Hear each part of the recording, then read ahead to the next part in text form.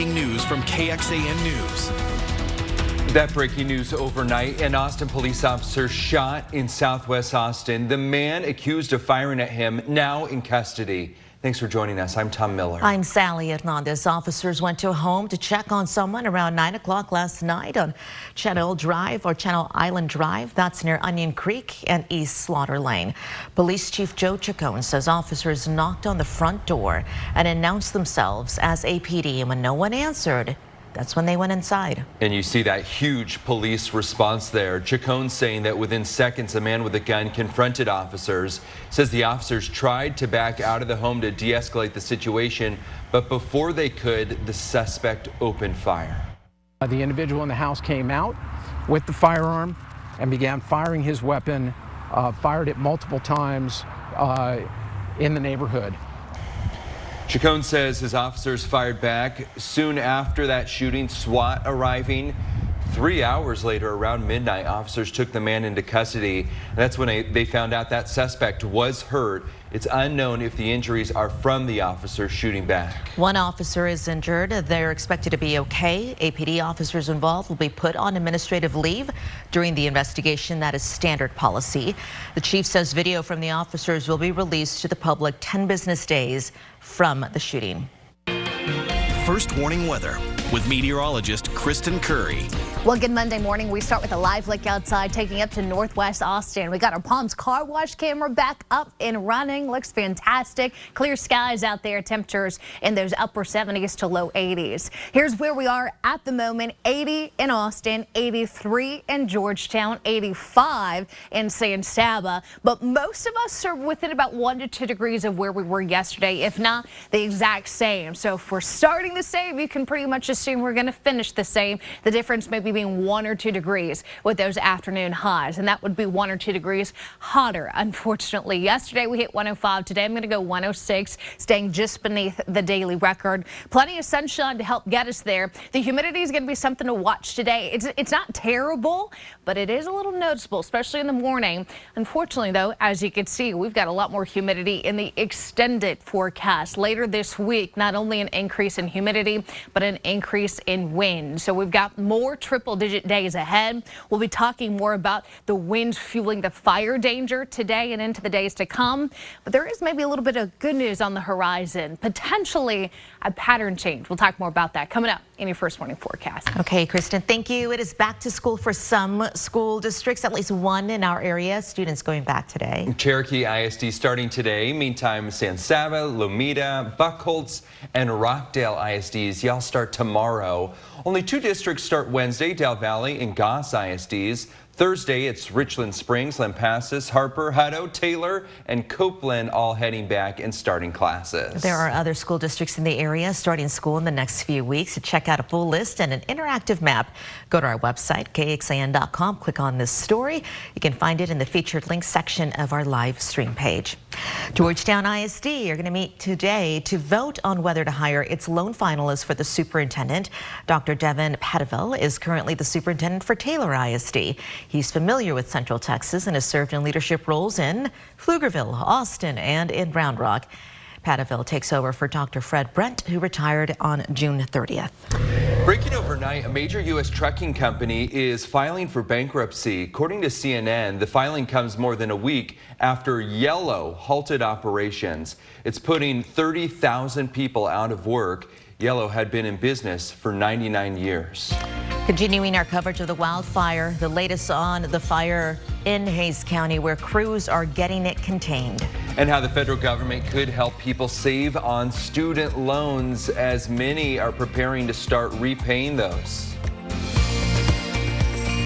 We have some continuing coverage this morning. At least one home is destroyed, 400 acres burned after a weekend wildfire in Hays County. It's the Oak Grove fire, and it started Saturday afternoon between Kyle, Wimberley, and San Marcos near the Blanco River. We have video from a viewer giving us a glimpse of just how quickly this fire spread. Pockets of flames across the grass popping up. The Forest Service says the fire has not grown. That's the good news, despite some difficult conditions that they've been up against. As of this morning, it is 50% contained. And KXAN's Grace Reader explains even though most people are back home, the community is still on edge.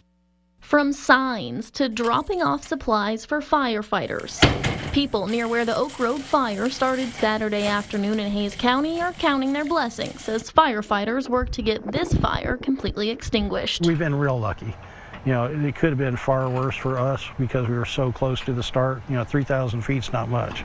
And if it had just been blowing south to the south rather than the north, our house would be gone at this point. But with conditions as dry as they are and no end in sight, folks here are worried this may not be the last fire they see this summer. It's scary because, you know, our property, just like so many of them out here, we've got all this dry grass. It's just nothing but fuel. Frank Abernathy worries piles of dead trees and brush from the winter freeze, like the ones he has on his property, are just fuel for more fire.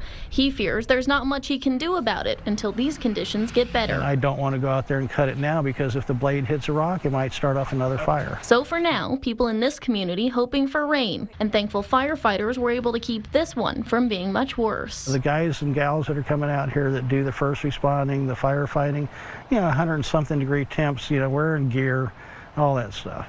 And, you know, it's like they're laying their lives literally on the line when they go into a fire, and we sincerely appreciate everything they do. Grace Reeder, KXAN News. And because so many people donated water and sports drinks to the firefighters yesterday, they say they don't anticipate needing to put out another call today for supplies. When we go in depth here, according to the Texas A&M Forest Service, so far this year, 430 wildfires have burned across the state, and those fires have burned a total of more than 48,000 acres. And just last week, Central Texas crews responded to 5 wildfires, 2 breaking out in Bastrop County, burning a total of 155 acres. 1 in Burnett County, burning 22 acres. Meantime, a wildfire in Blanco County, burning 56 acres before it was contained. Finally, that Oak Grove fire is currently burning in Hays County. It's burned an estimated 400 acres and is 50% contained this morning.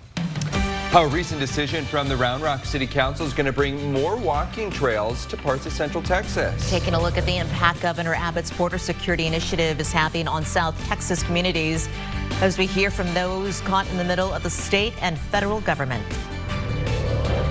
Texas Rangers stay hot, but Sunday's win comes with a cost. I've got more on that coming up.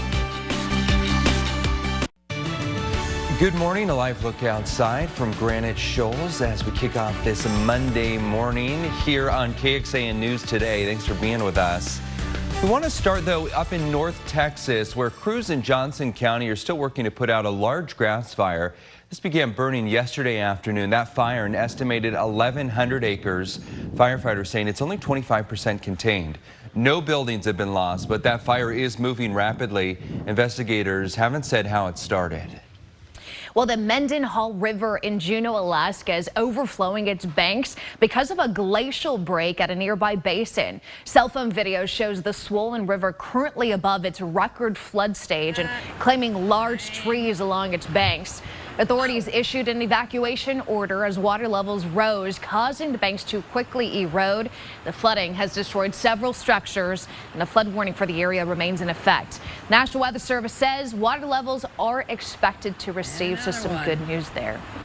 Divers are busy in the Florida Keys, moving coral to deeper, cooler waters. Yeah, they're taking small coral colonies growing in a shallow coral nursery in 30 feet of water and then moving them to cooler waters at a depth of 65 feet. The group overseeing the move says it is a protective measure, with warmer than usual ocean temperatures cause coral bleaching in some areas in the Keys. So the bleaching is stress in response to the high temperatures or disease. I don't think this is the norm, but this could be a glimpse of what the future is going to look like, so we need to start preparing for it. This is a good wake-up call. Divers expect to finish moving the coral by the end of next week. Every day on the CW Austin from 7 to 9 a.m. I do a Go Green Minute. Yeah. And last week I spent the whole week covering this exact issue of how, unfortunately, we have record warm temperatures in the ocean off the south coast of Florida, so in and around the Florida Keys. And unfortunately, it's starving these coral. That's the bleaching event that we're talking about here. Little algae that feeds those guys. Yeah, can't handle those warm temperatures. So the algae leaves, that's their food source. And then unfortunately, if it lasts long enough, all that coral dies. Yeah, it's pretty awful. Yeah. Absolutely. So we'll stay on top of that for you here at home. Man, it's hot. Speaking of record hot, it's just brutal, right? We, over the weekend, topped out about 105, 106, and I'll tell you what, today's going to look and feel about the same. Live look outside. Good morning, Granite Shoals. This is a view from our Whittlesey Landscape Supplies weather camera. We look good. We feel good. Temperatures right now in those upper 70s to low 80s area-wide. Downtown Austin, 80 degrees. Humidity, 85%. That brings those feels like temperatures up to about 85. So we are very warm, also very humid this morning. Getting into the later part of the afternoon, you can expect hot temperatures to return. Forecast high 106. Underneath that, mainly sunny and dry skies. So it's not a surprise to see the heat alerts in effect. Excessive heat warning in pink, heat advisory in orange. This is telling us that those temperatures could get up to about 105. But the feels like temperatures, the heat index values could approach 110 to 113. And that's mainly for areas east of I-35. In addition to the heat, the fire danger remains top of mind. Today, we have another red flag warning in effect for most counties, kicking in at noontime and continuing all the way through 11 p.m. Why? Because we have very high fire danger across most of central Texas, I should say, today, specifically out in the hill country and the Austin metro. That's where we have lower humidity. It's also where we have wind gusts up to about 20 to 25 miles per hour. That's also where we have the worst drought conditions, right? So extremely dry, extremely vulnerable. Nothing in the way of improvement when it comes to rain this week. We are going to stay dry here in central Texas, but a little sliver of hope on the horizon. Why do I say that? Because our 2-week outlooks have kind of been going back and forth here with some near normal to wetter than normal conditions for our 3rd week of August. Now, not a slam dunk forecast, but both of the long-term models this morning were showing me some spotty to even scattered storms and showers by the time we hit not this coming weekend, but next weekend. So it's a long ways off. We're going to have to work for it, but anything we can do to break this heat wave, right? I'm sure you feel the same way. 7-day forecast shows another 7 days of afternoon highs above 100 degrees. 106 today, 105 tomorrow with a mix of sun and clouds overhead. Dry skies continue all week long. Temperatures getting just a little bit hotter late week into the weekend. That's also going to be matched with some breezy to windy conditions and a bump in humidity. So later this week into the weekend, it's getting pretty uncomfortable here in central Texas. Those overnight lows near records, upper 70s to low 80s. Kristen, thank you. New mothers may soon get some help when it comes to postpartum depression, with the Food and Drug Administration officially approving the first ever pill for it. Postpartum affects so many new moms out there. It's a pill that's expected to be a game changer because it works so fast and it's accessible and it's easy to take, according to officials. Coming up next on the Today Show, a doctor breaks down how it works and what is next for getting the pill on the shelves. Now, we can tell you how common postpartum depression is among new mothers. Vary. According to the CDC, around 1 in 8 women report symptoms soon after giving birth. The agency also says mental health conditions are an underlying cause of approximately 9% of deaths among women during pregnancy or within a year after giving birth. Postpartum depression is also more intense and long-lasting than the sadness or the fatigue that women typically feel after giving birth. More walking trails are coming to part of central Texas. Round Rock City Council approving the construction of Lake Creek Trail. And the city calls this a vital connection in the trail system. Trail's going to run along Lake Creek and stretch from Round Rock to West Park. It'll go under I-35 and end at Centennial Plaza. It continues the expansive trail system that Round Rock's creating. It has a goal of 75 miles of trail throughout the city. Currently, it's at 25. In a recent survey, 83% of residents say they support the trail system investments. This new trail is going to be 10 feet wide. It will be paved and feature a bridge across Lake Creek. And it's just a vital connection. A lot of the Round Rock West area really doesn't have a safe and convenient way to get into downtown, so this is just going to provide another recreational and transportation connectivity option. The project's going to cost a little less than $2.5 million. Funded by a 2013 bond. Construction starts later this year. Federal government launching a new website to help people save on their student loans. Under a new plan devised by the Biden administration, some borrowers could see their monthly payments drop to nothing, while others will save money over the course of the loan's lifetime. Gordon Severson explains how it all works.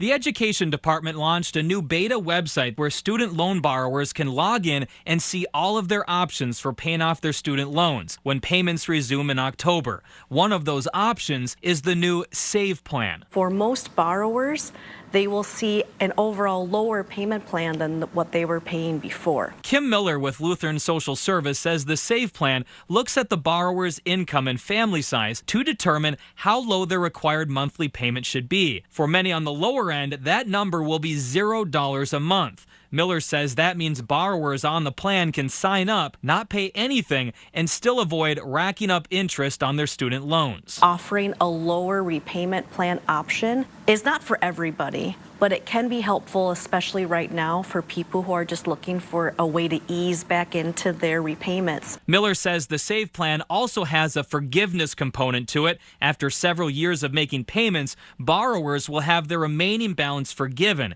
even if those payments are $0 a month. Miller says the application process is also more convenient than ever. Borrowers can apply in less than 10 minutes, and they don't have to reapply every year with new information because the website can now access your tax returns to see which plans and benefits you qualify for. And we are just encouraging people to take a look. A lot of people have been avoiding looking at their student loans for good reasons. It can seem really overwhelming, but there are a lot of different options now. Back here in Austin, Vinyl Brunches, they're back at the Austin Public Library over at the Carver branch. It's the first time the vinyl-focused event has been put on since before the pandemic. Visitors got to check it out. They took a trip through the decades while having a nice brunch to start off their Sunday. The Vinyl Brunch featured Austin-based DJ Future Soul spinning records from the 70s.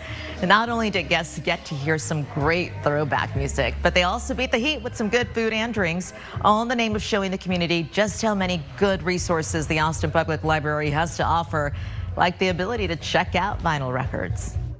Resources, especially for this part of Austin, have been pivotal for the growth of this community, and we always want to educate and push and promote what people have access to.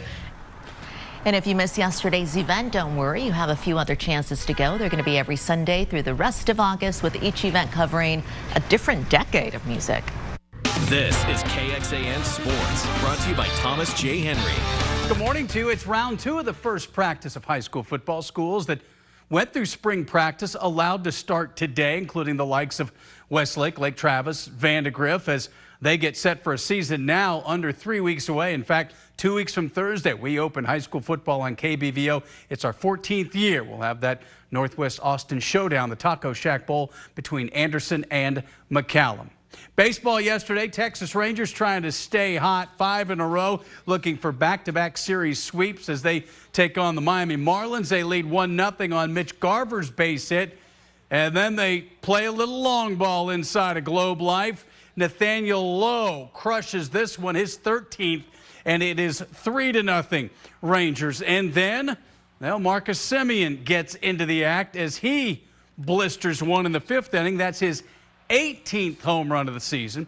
4-0 the score, but the dark spot for the Rangers in this one comes right here on the chopper to Josh Young. Ball ricochets off his thumb. Turns out it is a fracture, and Young having a great year, but he is headed to the injured list, so that's a big loss. They've been able to withstand some injuries this year. That's Ezekiel Duran, and he goes deep, his 14th. It's 5-0. And then Adolis Garcia caps off the home run parade with number 29, and this is a blast to center field. 4 pitchers on the other side of it combined on a shutout. Martin Perez, the final one. Final out, victory, 6 in a row. And the Rangers now head to Oakland to open up a series against the A's. The lead is still 2.5 games as the Astros won at Yankee Stadium on Sunday. Back to you. The U.S. women's soccer team suffering that heartbreaking loss against Sweden in the round of 16. Not only was that elimination by the narrowest of margins, but it's the earliest the U.S. women have been knocked out of the World Cup ever. The match ultimately decided in penalty kicks, clearly with Sweden winning. For those listening on the KXAN Today podcast, thanks for being with us. Here's what else we're tracking in the next hour. Continuing to follow breaking news this morning, a live look at the scene after an officer was shot in Austin overnight. Thanks for joining KXAN News Today. You can also listen to KXAN News Nightly every weekday after 5:30 p.m. for in-depth coverage on what matters most to you.